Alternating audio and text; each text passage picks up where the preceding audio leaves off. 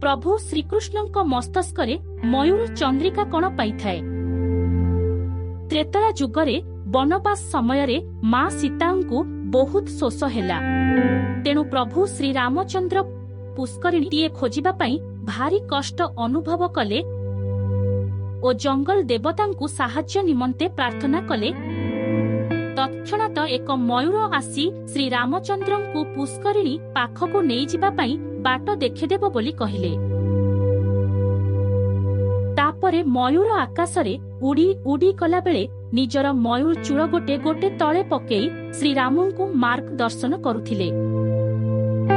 शेषरे प्रभु श्रीराम जेतेबेले पुष्करिणी पाखरे पहुंचिले, मयूरटी शेष निश्वास त्याग करिबा अवस्थारे सेतेबेले प्रभु श्रीराम मयूर को कहिले, तमर उपकार निमंते मु द्वापर जुगरे सबुदिन मु मोर मस्तकरे तमर चूड़ लागेबी। सेथिपई प्रभु श्री कृष्णंक मस्तकरे मयूर चूड़ शोभा पेई